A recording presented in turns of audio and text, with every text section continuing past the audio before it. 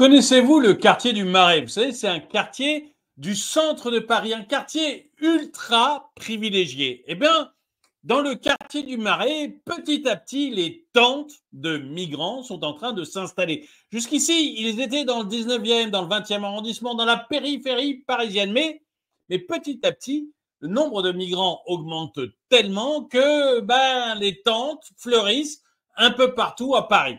Et du coup, vous avez des gens qui se sentent de moins en moins en sécurité, notamment les femmes. Et vous pourrez écouter un témoignage tout à l'heure de femmes qui ne se sentent plus en sécurité en plein cœur de Paris. Mais face à ça, face à des habitants qui sont de plus en plus inquiets, on est obligé de remarquer deux choses. Les féministes ne disent rien et les autorités, elles, ne font rien. Bonjour et bienvenue dans cette nouvelle vidéo de DME en direct. Comme toujours, si vous n'êtes pas abonné, je vous suggère de le faire et de cliquer sur la cloche pour être prévenu lorsque je sors une nouvelle vidéo. Et si vous voulez aider la chaîne, c'est sur la boutique de la chaîne que ça se passe. Vous allez soit vous cliquez sur le lien qui est dans la description pour aller vers la boutique, soit onglet boutique sur la chaîne YouTube. Mais là, j'aimerais que l'on parle de la prolifération des migrants, notamment à Paris. On voit de plus en plus de tentes. J'en ai parlé, ça fait longtemps que j'en parle qu'à Paris, on commence à voir beaucoup de gens qui dorment par terre sur les trottoirs dans la rue. Et là, vous allez avoir des témoignages. Ça y est, les témoignages arrivent en grand nombre maintenant. Et vous allez voir que oui, on commence à avoir de véritables problèmes avec les migrants à Paris et que même dans les beaux quartiers, même dans le centre de Paris maintenant, ça devient un véritable problème pour les femmes seules, notamment quand elles veulent sortir le soir. Je vous invite à voir avec moi. C'est une rue en apparence paisible du 4e arrondissement de Paris, à quelques pas du Marais. Charlotte y habite avec son mari depuis 1 mois et demi, et chaque jour elle fait ce triste constat. De plus en plus de migrants installent des tentes dans ce jardin voisin qui appartient à la mairie, et les nuisances sont nombreuses. C'est matin et soir, sans discontinuer, des personnes devant la porte qui urinent, qui font du bruit, qui laissent des déchets non-stop, très variés. Ça va d'une tasse de café à une chaussure. Une fois la nuit tombée, Charlotte ne se sent plus en sécurité. Elle dit être souvent interpellée par les migrants. Moi, je me sens pas en C'est vrai que, excusez-moi, je l'interromps 2 secondes, mais c'est vrai que quand vous voyez un gars comme ça, par exemple, ce mec-là qui enjambe une clôture, on ne sait pas trop où non-stop. c'est. Est-ce que c'est un jardin public? Est-ce que je vous remets l'image? Mais vous voyez, il est en train, c'est le jardin public visiblement, il y a des ordures un peu partout, mais on voit le gars qui est en train de sauter une clôture pour aller dans un endroit. Vous n'êtes pas rassuré. Je suis désolé si la nuit vous croisez quelqu'un comme ça, surtout si vous êtes une femme, vous n'êtes pas rassuré. Déjà, si vous êtes un mec, vous n'êtes pas rassuré, vous dites que ça peut dégénérer. Si vous êtes une femme, vous êtes encore moins rassuré. Plus en sécurité, elle dit être souvent interpellée par les migrants. Moi, je me sens pas en sécurité depuis qu'on s'est installé. On est 3 jeunes femmes dans l'immeuble à partager ce sentiment-là. Il y a eu plusieurs épisodes où mon mari a été obligé de descendre pour venir me chercher parce que il y avait des hommes qui m'interpellaient et qui me bloquaient le passage de ma porte d'immeuble et je ne pouvais pas rentrer chez moi.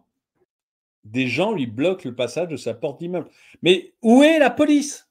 Vous voyez, où est la police? Où sont les organisations féministes qui hurlent dès qu'il se passe quelque chose? Là, silence radio. Rien du tout. Elle regrette le manque de réponses concrètes des autorités, puisque la mairie et la préfecture se renvoient la responsabilité de la situation. Et selon ce migrant, la police n'intervient pas non plus. La police nous a trouvés ici. Et la police, elle dit quoi? Ils ne disent rien.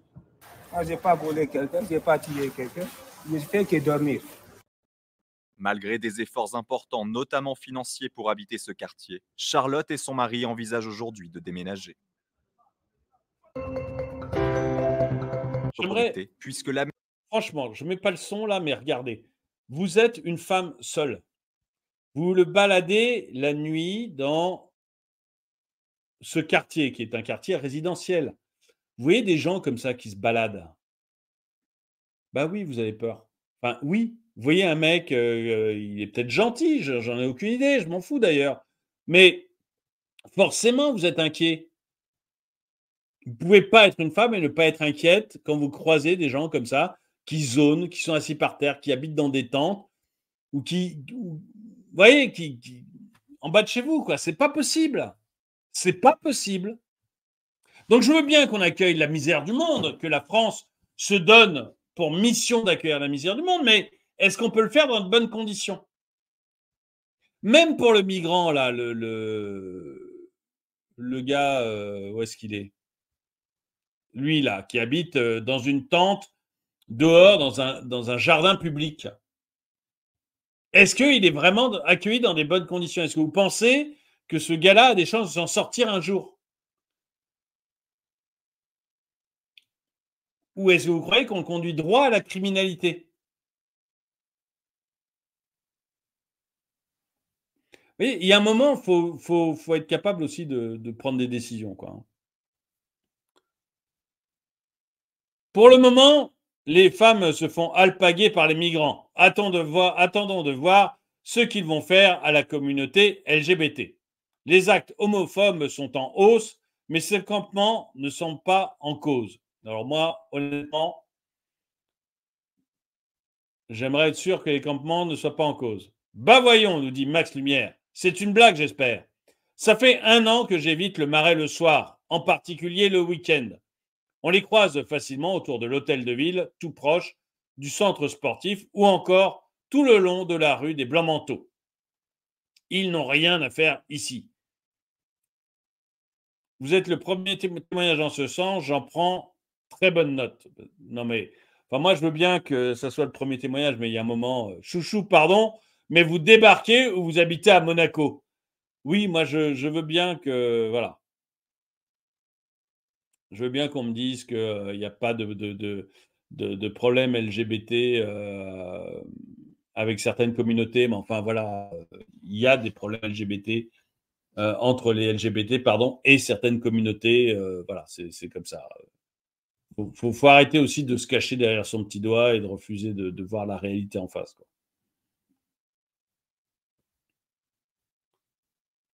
C'est vraiment triste qu'on en arrive là. On est à quelques centaines de mètres du bureau de Madame Hidalgo. Ben, je dirais que c'est presque une bonne nouvelle qu'on soit à quelques centaines de mètres du bureau de Madame Hidalgo, parce que ce que je vous ai toujours dit sur cette chaîne, tant que ça arrive chez vous, ils s'en foutent. Tant que ça arrive chez vous, ils s'en foutent. La drogue, la criminalité et tout, tant que c'est dans la banlieue, tant que c'est loin, loin, loin, loin de chez eux, ils s'en foutent. Et quand je dis ils, c'est tous nos dirigeants. Par contre, quand ça arrive en bas de chez eux, quand c'est leur porte cochère devant laquelle il y a une bande de migrants, quand c'est leur fille qui se fait emmerder dans la rue, ou plutôt quand ça sera leur fille qui se fera emmerder dans la rue, quand ce sera dans leur hall d'immeuble qu'on viendra vendre de la drogue, quand ce sera chez eux, à ce moment-là, ils vont commencer à réagir. À ce moment-là, ils vont commencer à accepter de voir la réalité. Je vous rappelle. Vous vous souvenez peut-être de ce juge de Versailles qui a été cambriolé. Je peux vous dire que là, le cambrioleur, ça a été direct la case prison pour plusieurs mois, avec avis de dépôt immédiat. Immédiat. On avait toché à l'appartement d'un juge. En général, un criminel qui vole, il lui arrive pas grand-chose en France. Pas grand-chose. Là, c'était l'appartement d'un juge. Immédiat. Immédiat. Directement en tôle, et le criminel a vraiment fait de la tôle. Je peux vous dire, le fait que ça arrive dans le Marais est peut-être une bonne nouvelle. Ça va peut-être nous permettre de voir les choses avancer. Voilà. Parce que dans le Marais, il y a du beau monde. Pour un peu, si ça arrive place des Vosges, là, vous allez voir, ça va être la révolution chez les bourgeois.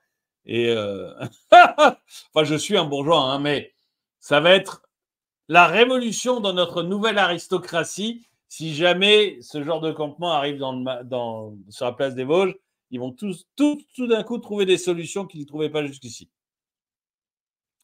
1, tu enlèves toute circulation motorisée. 2, tu laisses les cassos s'installer pour mendier, voire à droite de l'image, et ils se multiplient.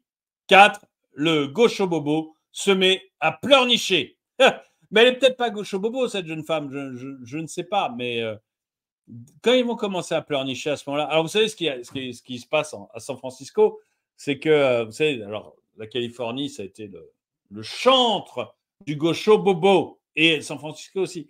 Et puis, la population gaucho-bobo de San Francisco a vu les résultats de ces drogues du zombie qu'il fallait laisser, de ces voleurs, de ces criminalités, etc.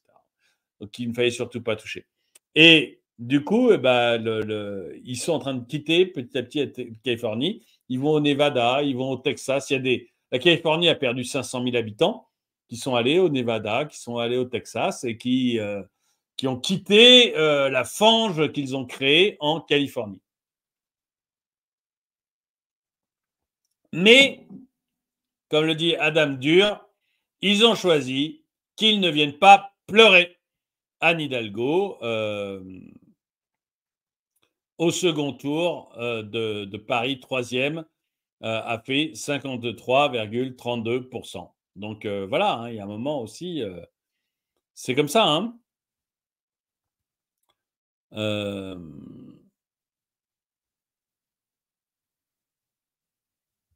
Ah, j'aime bien ça, de Johan. C'est à 100 mètres du bureau d'Anne Hidalgo, mais elle n'a pas de vue directe sur ce coin. Aucun adjoint ne réside dans cette rue, donc aucun problème. Sujet suivant. Et je suis tout à fait d'accord avec ça.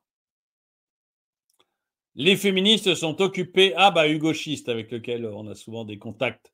Les féministes sont occupées avec Depardieu et l'abbé Pierre. Question de priorité.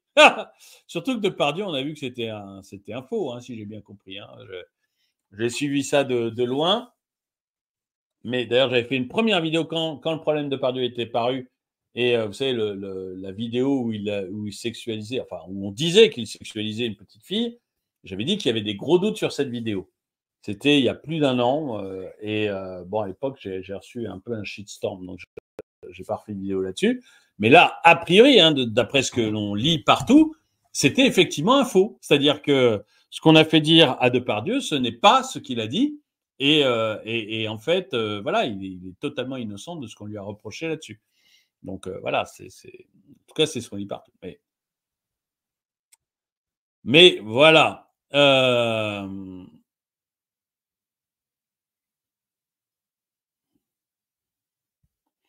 Cela devient vraiment crade et insecure.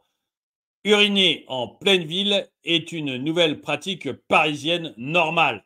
L'étape suivante est initiée. Moi, j'ai le cas de ma fille qui, se baladant, elle allait voir mon fils dans son appartement. C'est près de Montparnasse. Et donc, on est, même chose, Paris, plutôt centre. Hein, c'est à côté de Montparnasse. Et elle a vu un gars en train de déféquer entre deux voitures.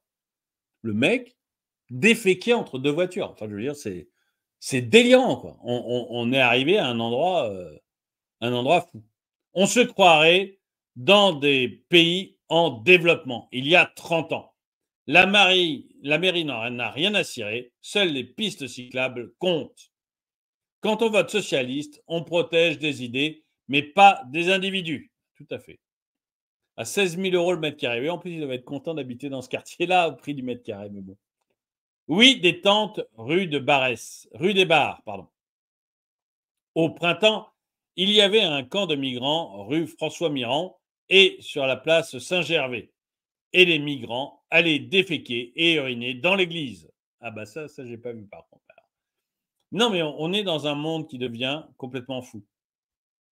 Ce petit monde va découvrir en modèle réduit, comme à la Gare du Nord et Porte de la Chapelle pour les plus connus, les bienfaits du vivre ensemble qu'ils ont préconisés par leur vote.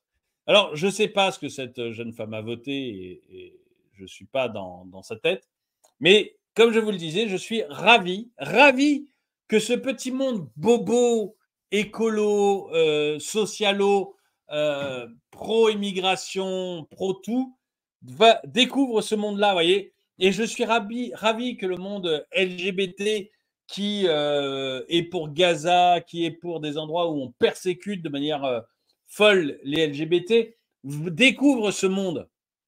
Et je pense qu'en fait, paradoxalement, c'est peut-être ce qui va nous sauver. Parce qu'encore une fois, tant que c'est près de chez vous, ils s'en foutent. Ils n'en ont rien à battre. Maintenant que ça va être dans leur jardin, maintenant que ça va être sur leur poste cochère, maintenant que ça va être leurs enfants qui vont être emmerdés, là, tout d'un coup, mais alors tout d'un coup, ils vont découvrir ce qu'est la vraie vie et ça va peut-être changer les choses. Dites-moi ce que vous en pensez dans les commentaires. Est-ce que vous pensez comme moi, d'une part, que Paris est devenu la poubelle du tiers-monde et que vraiment, vraiment, cette ville est défigurée? Est-ce que vous pensez comme moi, bien fait aussi pour les gens qui habitent dans ce quartier-là? Vous avez voté pour ça, les mecs. Vous avez voté pour ça. Et enfin, est-ce que vous pensez comme moi que finalement, c'est peut-être pas une mauvaise nouvelle? C'est peut-être pas une mauvaise nouvelle, tout simplement parce que quand ça arrive chez eux, quand ça va arriver chez eux, nos hommes politiques vont peut-être se saisir du sujet enfin. Dites-moi ce que vous en pensez dans les commentaires. Et donc, si vous voulez aider la chaîne, la boutique de la chaîne, le lien que j'ai mis dans la description, ou chaîne YouTube Anglais Boutique, vous allez trouver des polos, vous allez trouver des mugs, vous allez trouver des casquettes, vous allez trouver des sweats à capuche, des pulls, vous allez trouver des vêtements pour hommes, femmes, enfants, bébés, et même des bandanas pour les chiens. Vous allez trouver des gourdes, vous allez trouver des thermos, vous allez trouver vraiment plein de produits, des sacs de sport, etc. Plein de produits dont je suis hyper fier, sur lesquels j'ai beaucoup de très bons retours. Donc, n'hésitez pas, allez sur la boutique, ça aide la chaîne, ça vous permet, si vous avez envie de contribuer à la chaîne, ça permet de contribuer à la chaîne. En tout cas, moi, je vous remercie de le faire. Quoi qu'il en soit, merci d'avoir regardé la vidéo, mettez un pouce vers le haut, commentez, partagez, et moi, je vous dis à très bientôt.